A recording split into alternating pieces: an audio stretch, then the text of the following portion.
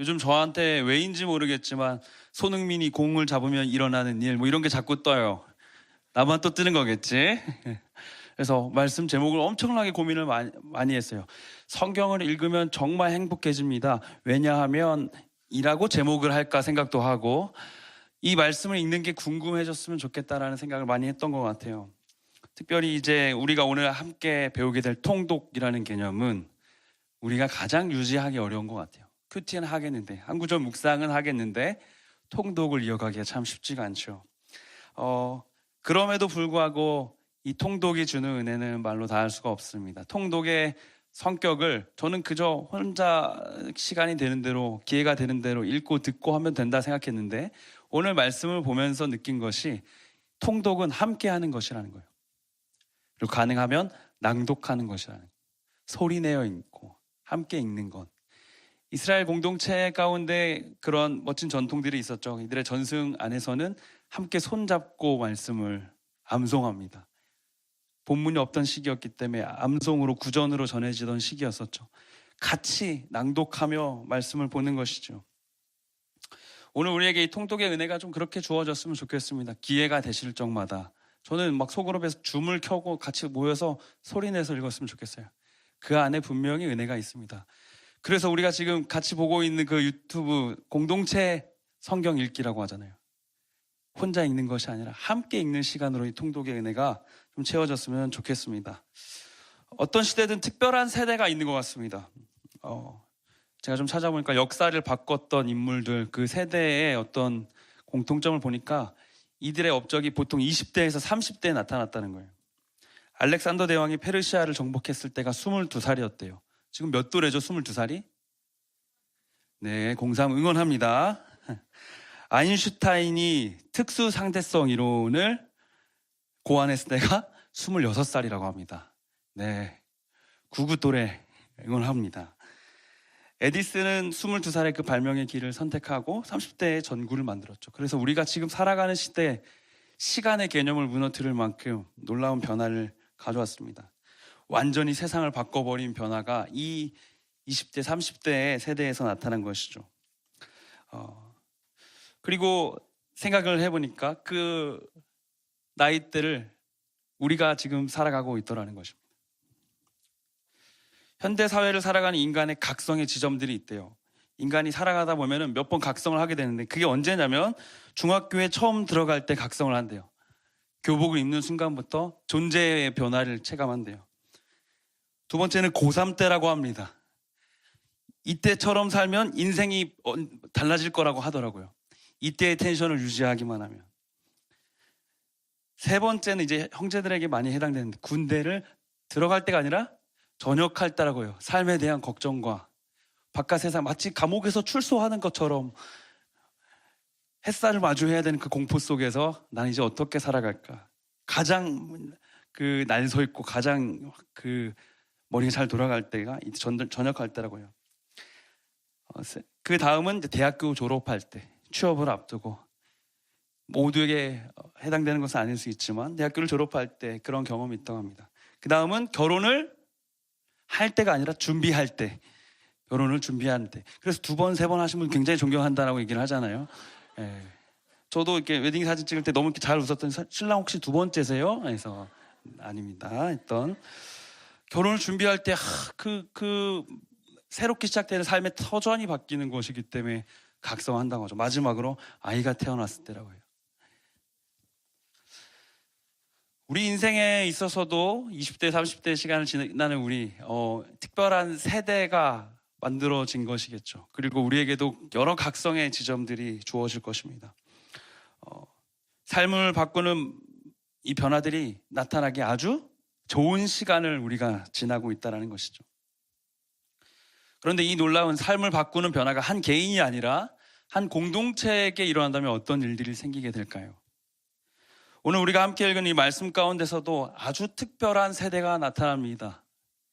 이 세대는 포르기에 아수르와 바벨론이라고 하는 대제국에 끌려간 식민지인들이었죠. 그리고 자신의 뿌리를 찾아서 하나님의 인도하심 아래 예루살렘에 돌아온 세대입니다. 이들이 돌아와서 한 일은 2가지입니다. 하나는 성전을 건축하는 것이었습니다. 무너져버린 성전을 건축하는 것이고, 두 번째는 성벽을 재건하는 것입니다. 증축하는 것이었죠. 남아있던 성벽의 터를 증축하였습니다. 성전 건축과 성벽 재건, 이것이 이 포로기의 이스라엘 백성들이 해낸 일이라는 것입니다.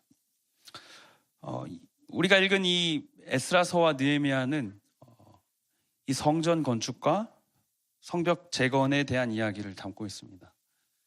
그래서 한 공동체가 완전히 무너졌던 상태에서 새로운 변화를 일으키는 세대로 나아가는 그 개혁의 과정을 너무나 잘 담고 있는 책이라는 것입니다. 그래서 많은 신학자들이 이 에스라와 느헤미야서를 가지고 개혁의 교과서다라고 이야기를 하기도 합니다. 성전을 건축함으로 자신들이 가져왔던 그 신앙의 정체성을 되찾고, 성벽을 재건함으로 그 정체성을 지켜나가게 되는 것이죠. 52일 동안 성벽을 재건했다고 해요. 한 손에는 그 공기구를 들고 한 손에는 무기를 들고 언제 침공해 올지 모르는 적을 경계하면서 밤낮으로 보초를 서면서 성벽을 재건했습니다. 결국 52일 만에 성벽이 재건되고 이들의 삶에 이제 어떤 또 다른 변화의 지점들, 갖춰진 이 성전과 성벽에서 또 다른 변화의 지점들이 나타나게 된 것이죠. 이들의 모습을 보면 오늘 우리 공동체의 모습을 한번 살펴보게 되었습니다. 20대, 30대에 각성의 여러 지점들을 지내고 있는 우리에게 개인이 아닌 한 공동체로서의 변화가 주어지는데, 그 바람이 불어오고 있는데, 그것을 우리가 말씀을 읽기 시작했다는 것입니다. 함께 말씀을 읽기 시작하게 되었을 때 이 변화가 나타나게 되는데, 이스라엘 공동체에도 성전과 성벽의 건축이 갖춰지고 나서, 그 물리적인 조건이 갖춰지고 나서 동일한 바람이 불어오게 됩니다. 느헤미야 8장 1절을 같이 한번 읽어보겠습니다. 화면을 보지 마시고요, 같이 한번 읽어보겠습니다. 시작. 이스라엘 자손이 자기들의 성읍에 거주하였더니 일곱째 달에 이르러 모든 백성이 일제히 수문 앞 광장에 모였다라고 말해요. 모든 백성이 일제히 수문 앞 광장에 모였다. 시기를 보니까 일곱째 달이라고 말해요. 일곱째 달은 이스라엘 백성에게 첫째 달입니다. 새해가 밝은 거예요. 이스라엘 그 원력의 기준으로 새해가 밝았습니다. 새해가 시작되니까 이들이 이제 마음이 얼마나 도전됐겠어요. 새로운, 이제 우리도 1월만 돼도 막 가슴이 뛰는 것처럼, 막 계획 짜는 것처럼 뭔가 새로운 일들이 일어났으면 좋겠다고 생각하고 이들이 함께 모여서 나왔다는 것입니다. 그들이 함께 모여서 학사 에스라에게 요청한 것은 이것입니다. 1절이에요. 여호와께서 이스라엘에게 명령하신 모세의 율법책을 가져오기를 청하였다라고 말해요. 말씀을 우리에게 주십시오라고 말했다는 거예요.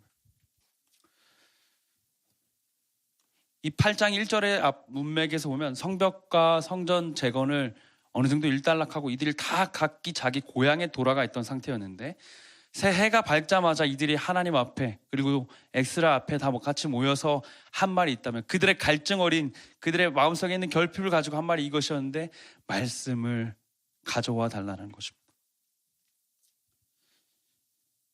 이스라엘 백성들은 이 말씀을 가져오는 요청과 더불어서 완전히 전혀 다른 새로운 삶의 변화가 나타나기 시작합니다. 오늘 함께 이 말씀을 읽은 우리에게도 동일한 변화와 은혜가 주어지기를 소망합니다. 그래야 해서 함께 말씀을 읽게 되었을 때 우리 가운데 일어나게 될 그 일들을 좀 기대했으면 좋겠습니다. 오늘 말씀을 통해서 우리가 함께 말씀을 읽을 때 어떠한 일들이 일어나는가, 우리 세 가지를 가지고 함께 살펴보겠습니다. 첫 번째는 이것입니다. 하나님의 말씀은 공동체가 성벽이 되어가게 하세요. 하나님의 말씀은 공동체가 성벽이 되어가게 하신다. 1절에서도 우리가 읽었지만 기독교 신앙은 함께 모여가는 것입니다. 홀로 있는 시간도 너무나 중요하지만 대부분의 시간을 함께 하게 하기를 원하세요. 그래서 우리를 교회라는 이름으로 부르셨죠.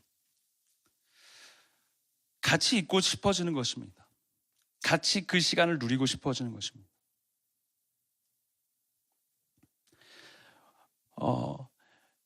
같이 말씀을 읽게 되었을 때 나타나는 변화가 한 가지 있다면 이것이에요. 내가 혼자 읽게 되었을 때는 감당할 수 없는데, 보통 소그룹에서 이런 시간들이 주어지죠. 이제 기도를 마치고 소그룹 리더가 이렇게 얘기합니다. 우리 이번 주에 같이 한번 말씀 나눔했으면 좋겠는데 한 구절 묵상 순서대로 올렸으면 좋겠는데, 그쵸? 그러면 우리 순서 정해볼까? 6일 필요한데 8명인데 가위바위보에서 이긴 사람 2명 빼줄까? 하루하루의 말씀을 올려야 되다 보니 그 어떤 역할과 책임이 주어지다 보니 나는 하고 싶지 않은 그 주에도, 오늘 부모님이랑 싸우고 학교에서 안 좋은 일이 있었던 그날에도 그 역할은 해야 되겠는 거예요. 엄마랑 방금 싸우고 나서 한 구절 묵상을 올리고 있는 내 자신을 바라보면서 나 혼자서는 하지 않았을 그 일을 함께하는 공동체 가운데 있었기 때문에 지켜졌다라는 것이죠. 내가 읽고 싶지 않은 그날에도 성경을 읽게 된다라는 것입니다. 공동체가 성벽이 되어간다는 것은 이것입니다. 우리가 홀로 삶을 살아가다 보면은 말씀을 마주할 수 없는 많은 유혹들이 주어지죠. 그때마다 공동체가 그 시간들을 지켜준다라는 것입니다. 제자반을 마무리하면서 이런 생각을 많이 합니다. 우리 마음엔 다 호수가 있는데 제자반 시간 동안 누가 자꾸 돌을 마음에 던집니다. 그건 목사님이에요. 못 살게 굴어요. 엄청. 이거 돼보면 어떨까? 우리 이렇게 살아보면 어떨까? 그러면 그 마음에 강물이 요동이 치죠.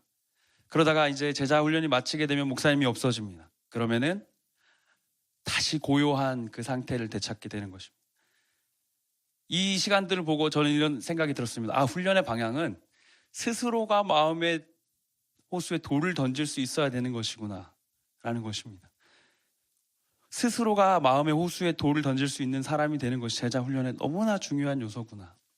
시간이 지나고 그 시간들을 강조했던 것 같아요. 그래서 어떤 주는 제가 돌을 던지지 않고 스스로 던질 수 있게, 스스로 해오지 않았던 일들을 할 수 있게, 스스로 혼자 있다면 절대 하지 않았을 그 일들을 할 수 있게 했던 시간들을 보냈던 것 같습니다. 감사한 것이 무엇이냐면요, 훈련이 끝나고 나서 그 습관이 갖추어진 지체들은 다른 사람 연못에도 하나씩 돌을 던져준다는 거예요.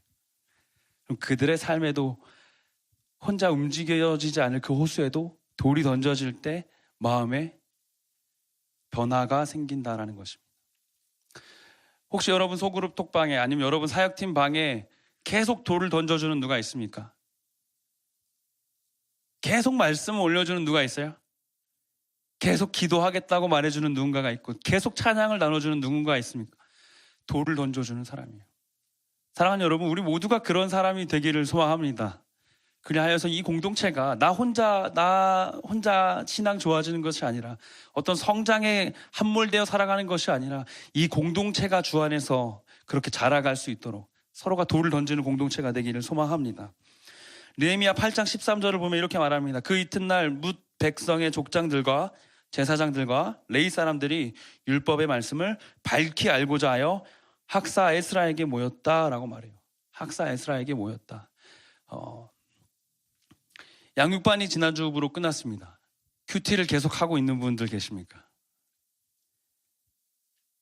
계속해서 그 또 다른 도서를 가지고 묵상을 하고 계시는 분들이 계십니까? 제자반이 멈추고 나서 예배에, 주중 예배 자리에 계속해서 동참하고 있는 분들이 있습니까? 아니면 이제 시즌 끝났다, 상반기 수고했다, 안 해야지, 그 마음의 자리로 혹시 가고 있는 분 없습니까? 하나님의 말씀을 읽고 묵상하는 데는 시즌이 없습니다. 수련회 전부터 우리가 말씀을 사랑하는 법들을 배워나가고 있는데 그 시간들 하나도 놓치지 않았으면 좋겠습니다. 방법론이에요. 어떻게 말씀을 사랑할 것인가. 그리고 수련회 시간들은 우리가 그 말씀이 무엇인지 그 말씀 자체를 발견하는 시간이 될 것이고요. 수련회 이후에는 강좌가 이어질 것이, 성경에 대해서, 교리에 대해서, 그리고 경건 생활하는 것에 대해서 이 시간들이 주어질 때 놓치지 않으셨으면 좋겠습니다. 이들이 말씀을 더욱더 깨닫고자 학사 에스라와 레위인들을 찾아갔던 것처럼 여러분 가운데 이 말씀에 대한 사모함이 주어질 때 여러분이 함께 지켜나가고 있는 이 말씀의 성벽은 더욱더 견고해져 갈 것입니다. 우리 가운데 이 말씀을 지켜나가는 갈망들이 끊임없이 세워지기를 소망합니다. 8장 3절을 보면 이렇게 말합니다. 수문 앞 광장에서 새벽부터 정오까지 남자나 여자나 알아들을 만한 모든 사람 앞에서 읽음에 뭇백성이 그 율법책에 귀를 기울였다라고 말해요. 새벽부터 정오까지. 아침에 눈을 뜨는 시간부터 정오까지 그 시간들을 하나님의 말씀을 듣는 데 썼다는 것입니다. 사랑하는 여러분, 말씀이 우리 가운데 든든한 성벽으로 채워져 가는 시간은 함께 말씀을 끊임없이 나누는 데 있습니다. 삶의 자리에 말씀에 잠긴 채로 우리가 좀 살아갔으면 좋겠습니다. 말씀이 우리를 그렇게 뒤덮어 갔으면 좋겠습니다. 다른 지식과 다른 논리와 이 땅의 이성과 경험들이 우리를 향해 다가올 때 그 말씀으로 우리의 심령이 좀 지켜졌으면 좋겠습니다. 진로를 결정하시고 또 관계의 영역을 결정하실 때도 내 지식과 이성과 판단의 근거가 아니라 지켜진 그 말씀을 바탕으로 우리가 나아갈 수 있는 은혜가 있기를 소망합니다. 그리하여서 이 말씀 읽는 것이 나를 위한 것에 그치는 것이 아니라 내 공동체를 지켜나가는 것에 있음을 기억하는 우리 모두가 되기를 소망합니다. 이것이 첫 번째이고요. 두 번째는 이것입니다. 하나님의 말씀은 공동체가 성전이 되게 하신다는 거예요. 공동체가 성전이 되게 하신다. 이스라엘 백성들에게 성전은 내적인 정체성입니다. 건물의 내벽과 외벽에 있다면 내적인 영역을 말하는 것이죠. 느헤미야 8장 6절을 보면 이렇게 말합니다. 에스라가 위대하신 하나님 여호와를 송축하며 모든 백성이 손을 들고 아멘 아멘 하고 응답하고 몸을 굽혀 얼굴을 땅에 대고 여호와께 경배하게 되었다라는 거예요. 말씀을 보게 됐을 때 무엇이 회복됩니까? 예배가 회복되는 것이에요.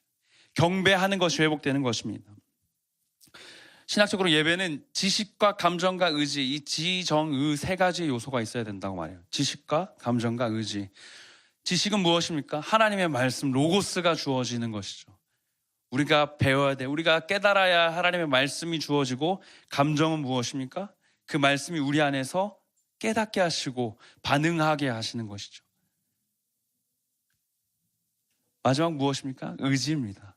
그것이 말씀의 삶의 자리로 실제가 되어가는 것입니다. 이 지정으로 갖춰진 예배에 대한 점검을 하실 때 이 세 가지를 점검해 보시면 너무나 좋아요.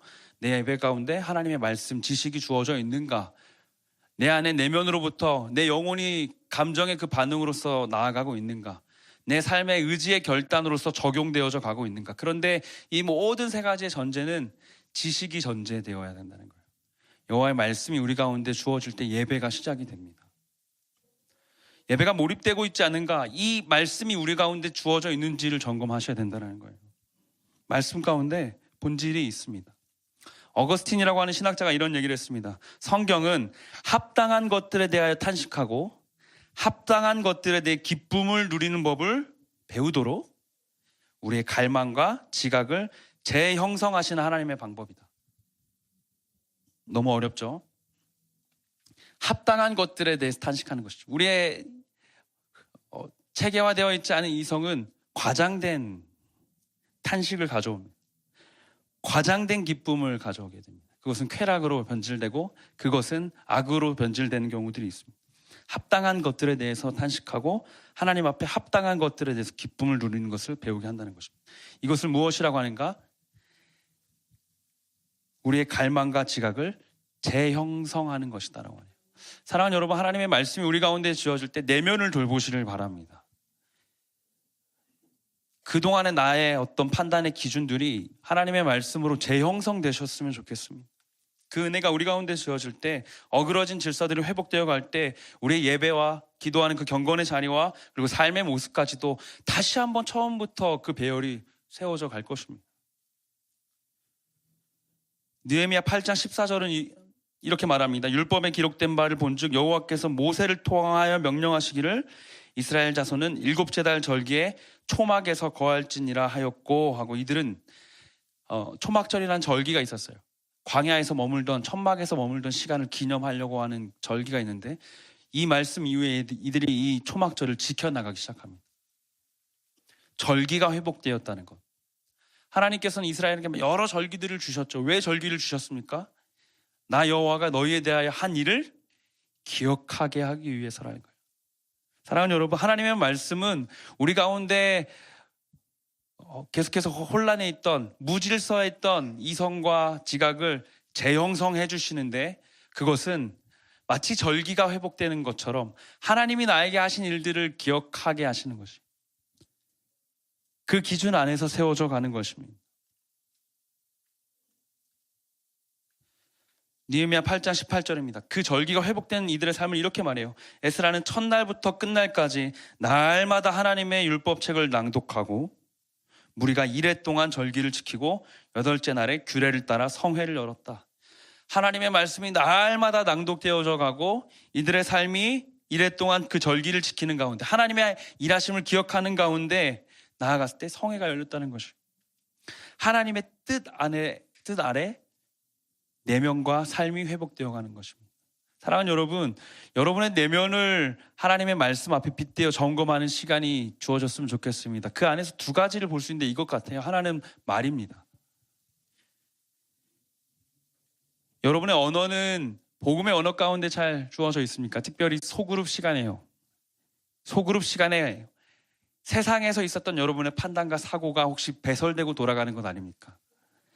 소그룹의 시간 가운데서 여러분 가운데 묻어져 있는 그 묵상의 말씀과 또 통독 가운데 끊임없이 회복되어가는 그 마치 절기에 하나님을 기억하는 이스라엘 백성처럼 삶이 다시 한번 재형성되어가는 그 고백들이 말씀의 언어로 주어져야 된다는 것입니다. 두 번째는 이것입니다. 사고방식이에요. 언어가 나오기 전엔 사고방식이 선제되어져 가겠죠. 많은 사고방식들이 있어요. 제가 신방을 하다 보면 그 지체의 상황에 따라서 대답은 할 수 없지만 참 안타까울 때가 많이 있습니다. 너무나 세상의 방식과 많이 닮아 있어요. 세상의 기조를 그대로 따라가고 있어요. 근데 그것이 분별되지 않은 상태에 있다는 것입니다. 무엇이 옳은지, 무엇이 하나님께서 기뻐하지 않는 것인지에 대한 말입니다.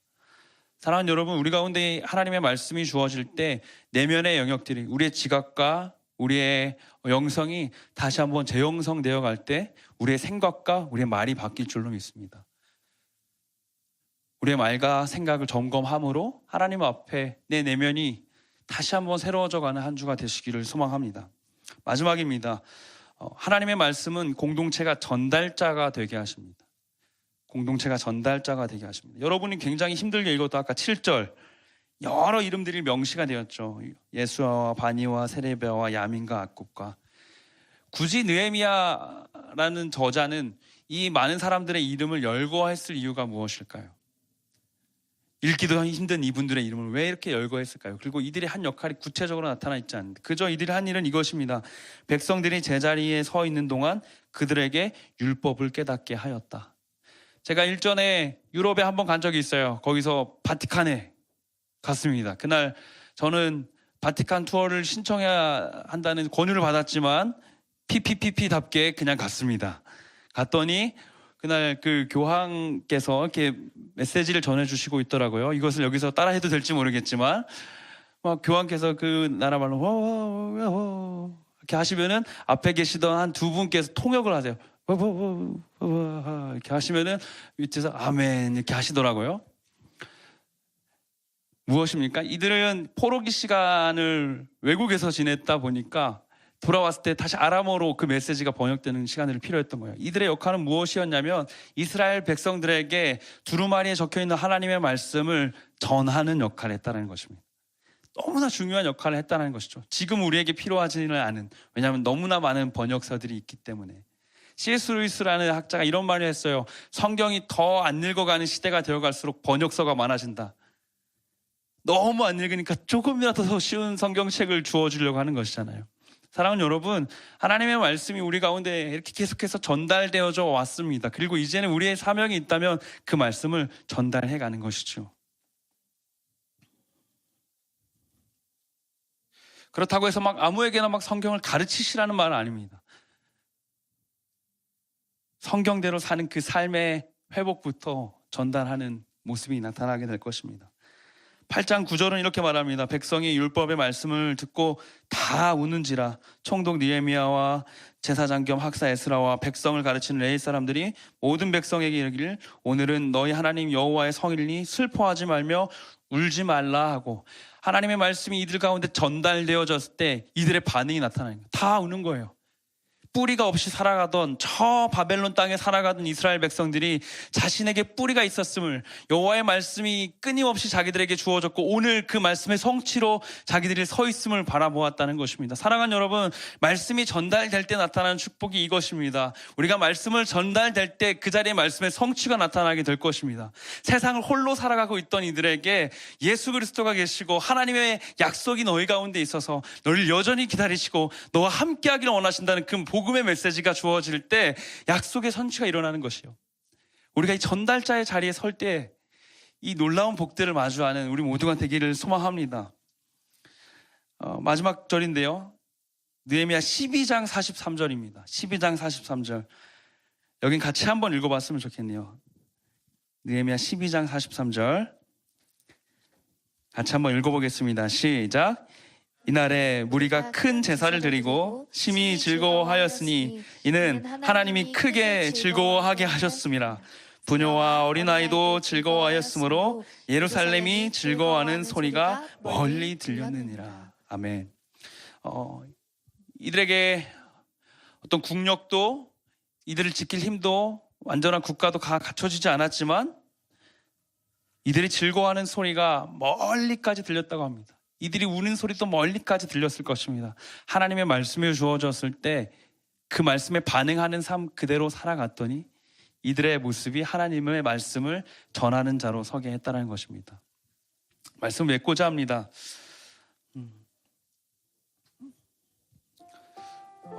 우리 가운데 하나님의 말씀이 계속해서 주어질 것입니다.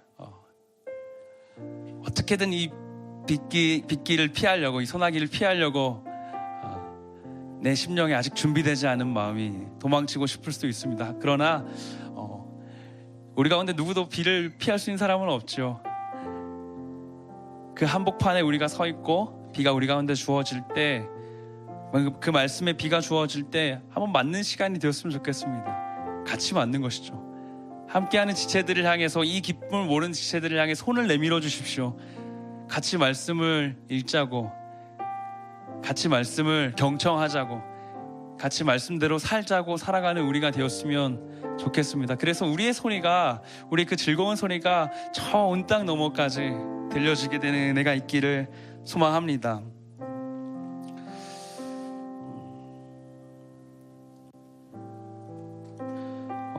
한 가지 이야기만 하고 오늘 말씀을 마칠 텐데요, 저희 제자반 지체들과 함께 말씀을 읽고 도전하는 시간들을 보내면서 한 친구가 예수를 믿지 않는 친구에게 말씀을 전했어요. 예수님에 대한 이야기를 용기 내서. 원래 그런 친구가 아니에요. 보시면 아실 거예요. 제가? 막 이런 친구예요. 근데 그 친구와의 그 용기를 통해 말씀이 전달되고 그 예수를 믿지 않는 그 지체가 성경을 요즘 읽기 시작했대요. 하나님에 대한 궁금증이 그 가운데 주어지게 됐대요. 사랑하는 여러분, 아무리 시대가 강팍하고 흔들리지 않을 것 같은 세대를 우리가 살아가고 있지만, 늘 말하지만 역사 가운데 어떤 시대도 복음을 감당한 시대는 없었고 그 시대 가운데 하나님이 오늘 우리를 부르셨습니다. 하나님께서는 이 공동체를 통해 일하기를 원하시고, 이 공동체를 통해 자신의 말씀을 전하기를 원하시고, 이 공동체의 내면이 하나님의 말씀으로 강성하여져 가길 원하시고, 이 공동체의 성벽이 그 말씀으로 지켜져 갈 때 주의 은혜가 이 말씀으로 이 공동체를 다 뒤덮으시고 이끌어 가시는 은혜로 함께 하실 줄로 믿습니다.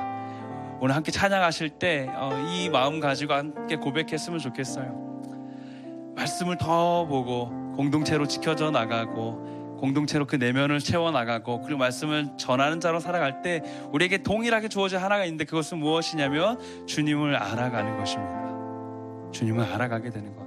이스라엘 백성들이 함께 모여 일제히 학사 에스라 앞에 나왔던 것은 그들이 주님을 알아가고 싶었기 때문인 거예요. 오늘 이 마음을 같이 한번 구했으면 좋겠습니다. 주님을 알아가고 싶습니다.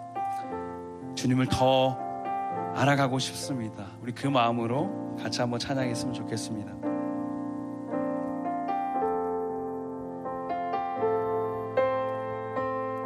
주님을 더욱 알기 원하네. 주님을 더욱 알기 원하네. 나 주님을 더욱 알기 원하네. 주님을 더욱 알기 원하네. 주님을 더욱 알기 원하네. 나 주님을 더욱 알기. 나 주님을 더욱 알기 원하네. 간절한 심령으로 고백합니다. 주님을 더욱 알기를. 주님을 더욱 알기 원하네. 주님, 이것이 우리의 고백입니다. 나 주님을 더욱 알기 원하네. 주님을 더욱 알기 원하네. 주님을 더욱 알기 원하네. 주님, 이 공동체 가운데 이 마음 주시옵소서. 나 주님을 더욱 알기 원하네. 우리 마지막으로 한 번만 더 고백합시다. 주님을 더욱 알기 원하네. 주님을 더욱 알기 원하네. 나 주님을 더욱 알기 원하네. 아멘. 내 마음 다해. 내 마음 다해. 내 평생의 소원. 내 주님 한 분만 간절히 알기 원하네. 내 평생의 소원. 내 평생의 소원. 내 마음 다하여 주님을 알기 원하네. 내 평생의 소원. 내 평생의 소원. 내 주님 한 분만 간절히 알기 원하네. 내 평생의 소원. 내 마음 다하여 주님을 알기 원하네. 주님을 더욱 알기 원하네. 이 믿음의 선포로 나아갑니다. 나 주님을 더욱. 나 주님을 더욱 알기 원하네. 나 주님을 더욱. 주님을 오시니 더욱 더 알기 알고 싶고 원하네. 더 만나고 싶고 더 찾고 싶고 나 주님을 더 주님을 사랑하기 원합니다. 더욱 알기 원하네. 주님을 더욱 알기 원하네. 주님을 더욱 알기 원하네. 나 주님을 더욱 알기 원하네. 내 마음 다해. 내 마음 다해. 내 평생의 소원. 내 주님 한 내 분만 주님 한 분만 간절히 알기 원하네. 간절히 알기 원하네. 내 평생의 소원. 내 평생의 소원. 내 마음 다하여.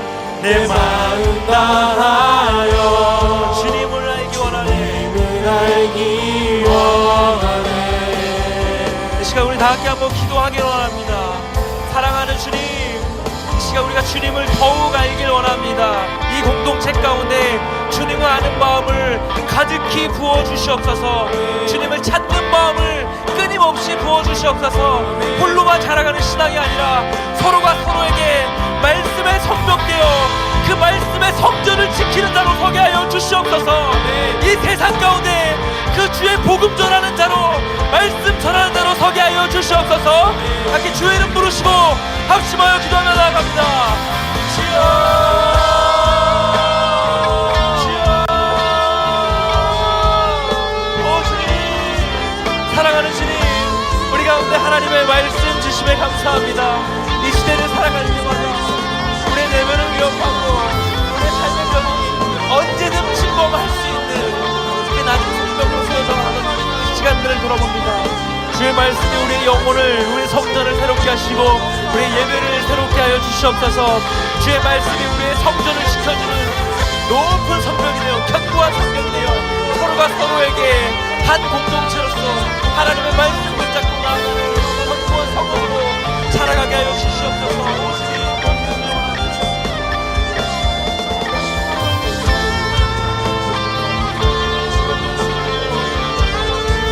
주간의 시간이 말씀으로 가득히 채워져갈 때 그 은혜가 있게 하여 주십시오.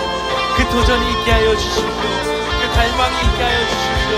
하나님 정말 그렇게 되길 원합니다. 삶의 물질서에 있던 모든 이성과 판단들이 하나님의 말씀으로 재형성되게 하시고 다시 한번 주 앞에 정돈된 심령으로 다시 한번 내 평생의 소원, 내 평생의 소원 우리 함께 자리에 일어나서 고백하겠습니다. 내 주님 앞에 간절히 알기 원하네. 간절히 알기 원하네 내 평생의 소원, 내 평생의 소원 우리 마음에 손 얹고 고백하겠습니다. 주님 정말 이 마음으로 고백하십시오. 다시 한 번 더 고백합니다. 내 평생의 소원, 내 평생의 소원 내 주님 한 분만 간절히 알기 원하네 내 평생의 소원, 내 평생의 소원 내 마음 다하여 주님을 알기 원하네 우리 마지막으로 내 평생의 소원, 내 평생의 소원 내 주님 한 분만 간절히 알기 원하네 내 평생의 소원, 내 평생의 소원 내 마음 다하여 우리 이 주님을 마음으로 함께 알기 나아갑니다. 원하네 마음 다해 사랑합니다 온 마음 다해 마음 다해 주님을 더 알기 원합니다. 주 알기 원하네 내 모든 삶 당신 것이 당신 것이니 주만 섬기니 다시 한번 고백합니다. 온 마음 다해 마음 다해 사랑합니다 온 마음 다해 주 알기 원하네 내 모든 삶 당신 것이니 주만 섬기니 우리 더욱더 목소리를 높여 고백합니다. 손 높이 들고 온 마음 다해 마음 다해 사랑합니다 온 마음 다해 주 알기 원하네 내 모든 삶 당신 것이니 주만 섬기니 우리 마지막으로 고백하겠습니다. 온 마음 다해 온 마음 다해 온 마음 다해 사랑합니다 온 마음 다해 주 알기 원하네 내 모든 삶 당신 것이니 주만 섬기니 우리 주시는 마음 가지고 함께 마지막으로 기도하며 나아가겠습니다. 주님 온 마음 다해 주님을 사랑합니다. 온 마음 다해 주님을 더 알기 원합니다. 이 공동체 가운데 말씀으로 세워져가는 성전이 되게 하여 주시옵소서. 말씀으로 세워져가는 성벽이 되게 하여 주시옵소서. 모든 수련의 시간과 말씀을 나누는 시간 가운데 홀로의 성장이 아닌 교회로의 성장이 있게 하여 주시옵소서. 공동체가 살아가게 하여 주시옵소서. 마지막으로 주의 이름 부르시고 합심하여 기도하며 나갑니다.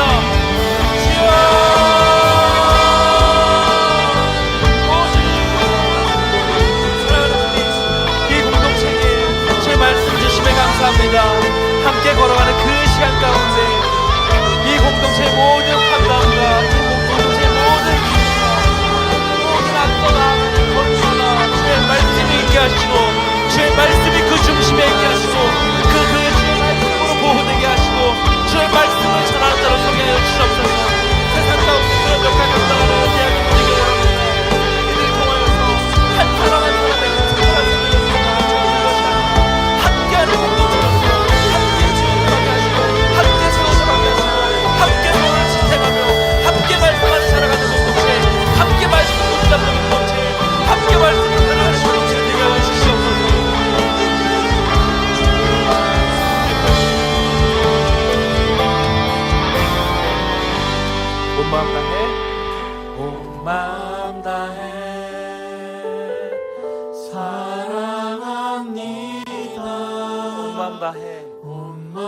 마음 다해 주 알기 원하네.